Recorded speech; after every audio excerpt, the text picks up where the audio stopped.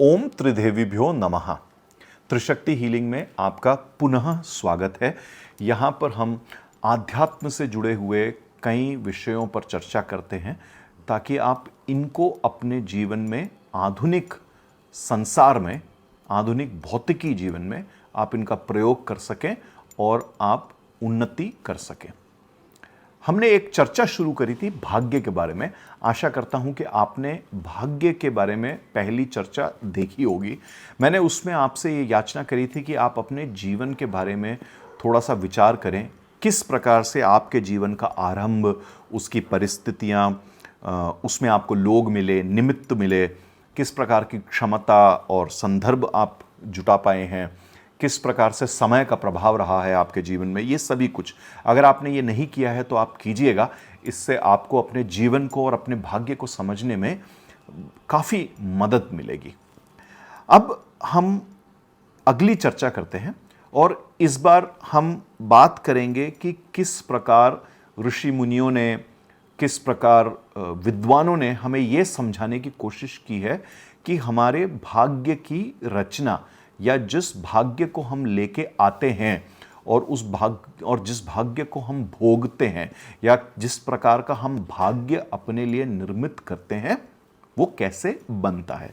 इसके लिए सबसे पहले तो ये समझें कि हमारे शास्त्रों में, हमारे ऋषि मुनियों ने ये बतलाया है कि आत्मा अनंत है। आत्मा परमेश्वर का एक अंश है जो बार बार जन्म लेती है अपने आप को जानने के लिए और अपने कर्मों का भोग करने के लिए। इन कर्मों में वो अच्छे कर्म भी हैं जो उस व्यक्ति ने अपने जीवन में किए। जब भी एक आत्मा एक शरीर को धारण करती है, एक व्यक्ति स्वरूप को धारण करती है, और हम मनुष्य जीवन की बात कर रहे हैं, हम अन्य योनियों की बात नहीं कर रहे हैं यहाँ पे। उस मनुष्य जीवन में हमने किस प्रकार अपने धर्म का निर्वाह किया, किस प्रकार हमने अपने कर्म किए, किस प्रकार से हमने काम को भोगा, किस प्रकार से हमने मोक्ष के बारे में प्रयत्न किया, इन सभी चीज़ों को अगर हम देखें तब हमें समझ में आता है कि एक व्यक्ति का भाग्य का निर्माण किस प्रकार से हुआ है। और हमारे ऋषि मुनियों ने बखूबी इस चीज़ को समझाया है। लेकिन इनको समझने के लिए सबसे पहले ये बात हमें समझनी पड़ेगी कि एक आत्मा बार बार इस भौतिक जीवन में आती है, एक शरीर को धारण करती है, एक जीवन को जीती है, और उस जीवन में जब भी किसी प्रकार के वात्सल्य के साथ वो काम करती हैं, चीज़ों के साथ जुड़ाव उनका होता है, उस शरीर का होता है, उस मन का होता है, तब हमारे कर्मों की रचना होती है। अब इसमें 4-5 ऐसी बातें हैं जो आपको समझनी पड़ेंगी, और ये ऐसे स्तंभ हैं जिनको आप समझेंगे तो आपको पता लगेगा कि ये कर्म किस प्रकार से बन रहे हैं। अब जैसे मैंने आपको समझाया कि आत्मा बार बार जन्म लेती है, एक शरीर का रूप लेती है। हर जन्म में जो भी कर्म हो रहा है, अच्छे बुरे, उसका कुछ फल हम उसी जीवन में भोग पाते हैं, और उसके कुछ फल की वजह से हमारे चरित्र बदलता है। तो हम जब अच्छे काम करते हैं तो हमें अच्छे चरित्र का अनुग्रह मिलता है। जब हम बुरे काम करते हैं तो हमारा चरित्र बिगड़ता है। अगर हमारा चरित्र बुरा था तो वो और बुरा होता है, अच्छा था तो वो बुरा हो जाता है। जब हम अच्छे काम करते हैं, अगर हमारा चरित्र अच्छा है तो और अच्छा होता है, अगर बुरा चरित्र था तो वो सुधरता है। ऐसी कई सारी चीज़ें होती हैं। तो जब भी हम कोई कर्म करते हैं, उसका या तो हमें कर्म फल मिलता है या उसका फल हमारे चरित्र में मिलता है। कुछ कर्म फल हम इसी जीवन में भुगतते हैं और उसका भोग हम कर पाते हैं, और कुछ कर्म फल होते हैं वो हम कहीं आगे ही भोग पाते हैं, क्योंकि जीवन का एक प्रवाह है, जीवन को एक निश्चित कालावधि मिली हुई है। हर चीज़ का भोग हम उस कालावधि में नहीं कर पाते, क्योंकि हम आए भी थे इस जीवन में कुछ प्रारब्ध लेकर। तो जैसे ये सभी कर्मफल जो हम इस जीवन में नहीं भोग पाते, और वो सभी चरित्र के अंश जो हम इस जीवन में नहीं भोग पाते, ये सब संचित हो जाते हैं। तो इनसे बनता है हमारा संचित कर्म। तो संचित कर्म को अगर हम देखें तो हमारे सभी जीवन में जो सभी जीवन कालों में जो हुआ और जिनको हम भोग नहीं पाए, उन सब के जुड़ाव से बना संचित कर्म। इस संचित कर्म में कुछ अच्छे कर्म फल भी हैं, कुछ बुरे कर्म फल भी हैं, कुछ अच्छे चरित्र के अंश भी हैं और कुछ बुरे चरित्र के अंश भी हैं। और इस ही संचित कर्म में से कुछ हिस्सा हमें मिलता है जब भी हम इस जीवन में वापस आते हैं, एक शरीर में वापस आते हैं, और वो हिस्सा, वो भाग जो हमें इस जीवन में भोगना होता है, वो होता है हमारा प्रारब्ध। उस प्रारब्ध को हम लेके आते हैं इस जीवन में। तो अगर ऐसे समझे कि संचित कर्म एक बड़ी सी बाल्टी है, उस बड़ी सी बाल्टी में से एक छोटा घड़ा भर के हमें दिया गया भाग्य, हमें दिया गया कर्मफल, हमें दिया गया चरित्र फल जो हम एक जीवन में लेके आए। अब उस बाल्टी में बहुत कुछ बचा भी हुआ है जिसको हमें अनेक जन्मों में भोगना है। हर जीवन में जो हम करते हैं उसका कुछ अंश वापस उस बाल्टी में भी जाता है। इस प्रकार आप समझ पाएंगे। अब ये संचित कर्म को समझना क्यों आवश्यक है?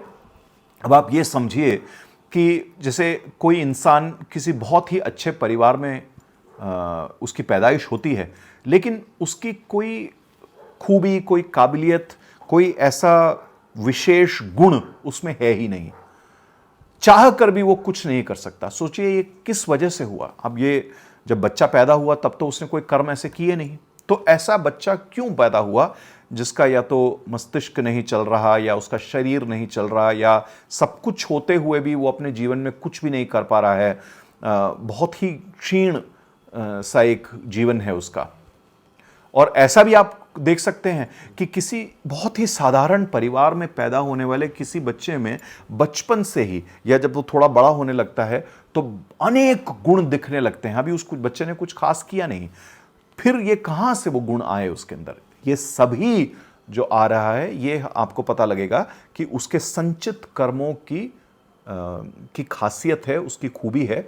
उसके संचित कर्म में उतने अच्छे या बुरे कर्म भरे पड़े हैं, जिसमें से जैसे मैंने बताया वो एक लोटा भर के, एक बर्तन भर के इस जीवन के लिए लेके आया जो उसका प्रारब्ध था।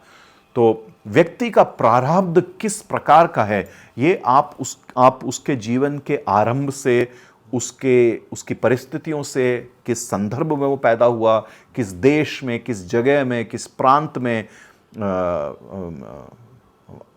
लड़के की तरह या औरत की तरह, या किस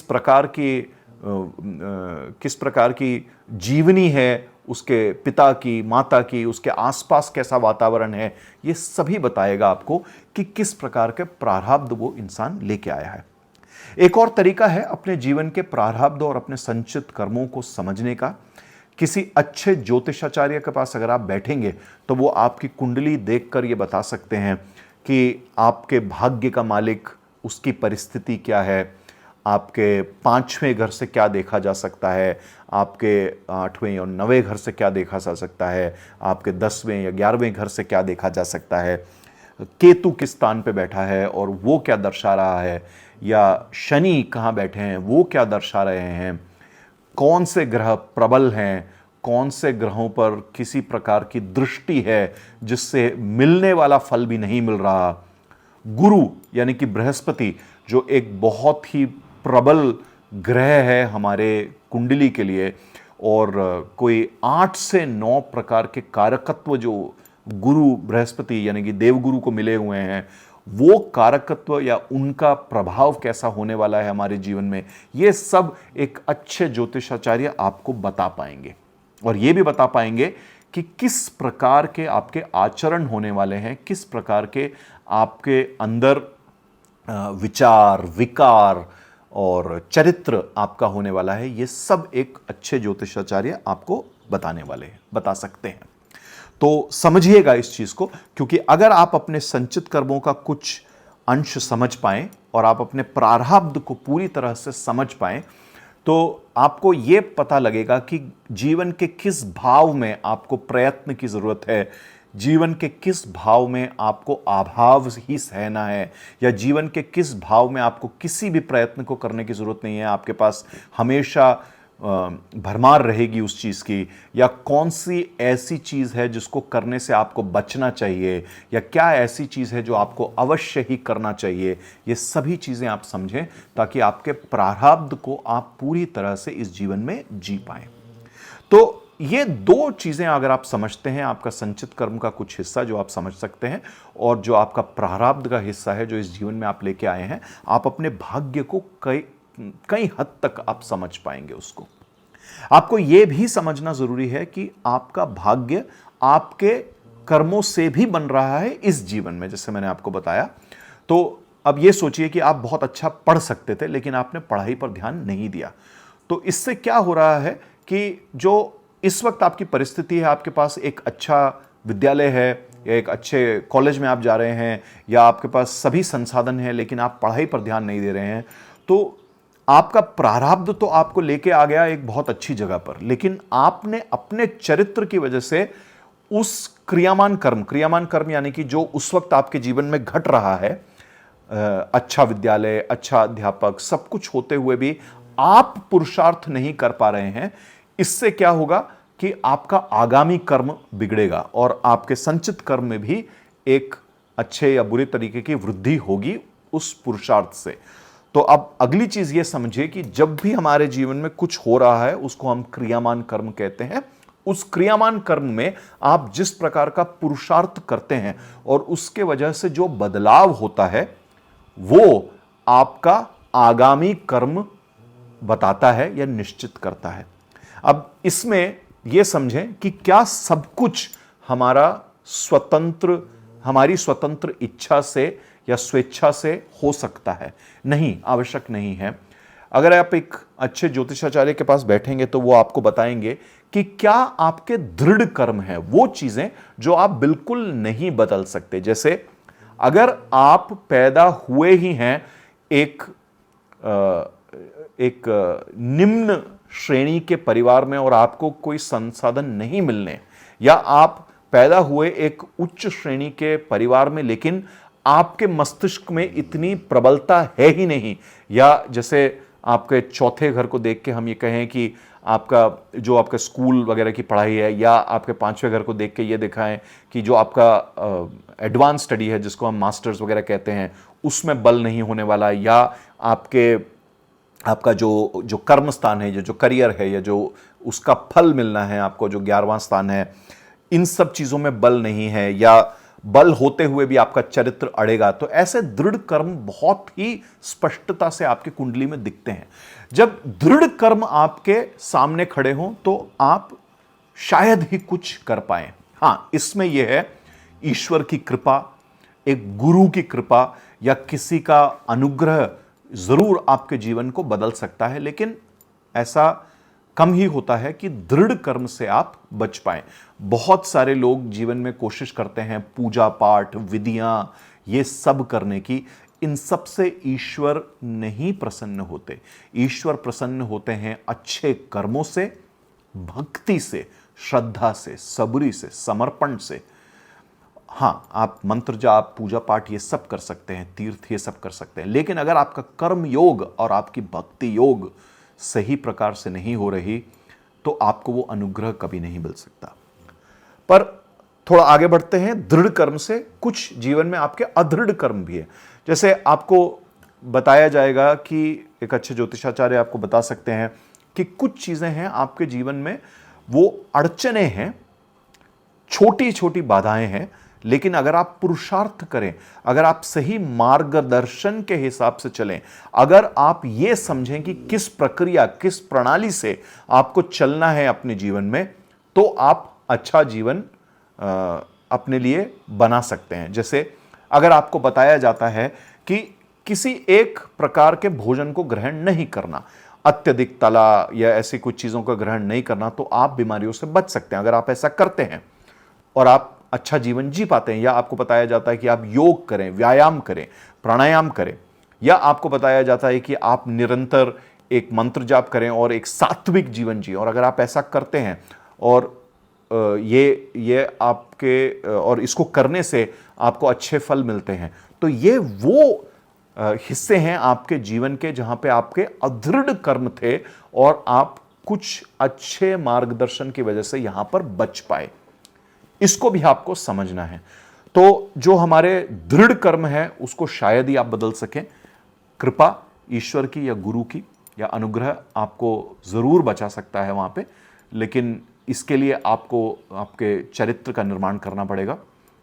लेकिन जो अदृढ़ कर्म है आपके, उसमें आप प्रयत्न से, पुरुषार्थ से जरूर अपने लिए कुछ अच्छे और कुछ बहुत ही प्रबल आप निष्कर्ष निकाल सकते हैं, परिणाम निकाल सकते हैं। तो आशा करता हूं कि आपको कुछ अच्छी समझ मिली होगी कि आपका भाग्य किस प्रकार से निर्मित होता है। और वापस बताऊंगा आपको जल्दी से कि आपका संचित कर्म आपके सभी जीवन कालों से जुड़कर बना है और वो आपको कर्म फल भी देता है और आपके चरित्र पर भी उसका प्रभाव होता है। जिस प्रारब्ध के साथ आप इस जीवन में आते हैं वो उस बड़ी सी बाल्टी आपके संचित कर्म में से एक छोटे लोटे जैसा है, वो आप प्रारब्ध लेके आए हैं। उस प्रारब्ध से भी आपको फल मिलते हैं, आपकी परिस्थितियां आती हैं, आपके संदर्भ बनते हैं और उससे आपका चरित्र का भी निर्माण होता है। उसमें से जो कर्म अभी संचालित हो रहे हैं वो आपके क्रियामान कर्म है और उसमें आप जिस प्रकार से अपने जीवन का निर्वाह कर रहे हैं, जिस प्रकार से आप पुरुषार्थ कर रहे हैं, उससे आपके आगामी कर्मों पर भी प्रभाव पड़ता है। कुछ चीज़ें हैं हम इस जीवन में जो बदल नहीं सकते, वो आपके दृढ़ कर्म हैं, और कुछ चीज़ें ऐसी हैं आपके जीवन में जो अदृढ़ हैं, जिनको आप अपने पुरुषार्थ से और अनुग्रह से बदल सकते हैं। इन सभी चीज़ों को जानिए। एक अच्छे ज्योतिषाचार्य के पास बैठें और उनसे ये पूछें कि मैं किस प्रकार का प्रारब्ध लेके इस जीवन में आया हूं, मैं किस प्रकार का चरित्र लेके इस जीवन में आया हूं, मुझे किन दायरों में यह जीवन जीना चाहिए, मुझे किस प्रकार का पुरुषार्थ कहां, कब और कितना करना चाहिए अपने जीवन में, और किन प्रकार की चीजों से, संदर्भों से, आशाओं से, इच्छाओं से मुझे बचना चाहिए। ये है वो समझ जो आपको एक अच्छे ज्योतिषाचार्य के पास बैठ करके लेना चाहिए। ये नहीं कि मेरे जीवन में ये कब हो जाएगा, वो कब हो जाएगा। वो तो आपके पुरुषार्थ पर और आपके अदृढ़ और दृढ़ कर्मों पर निर्भर करता है।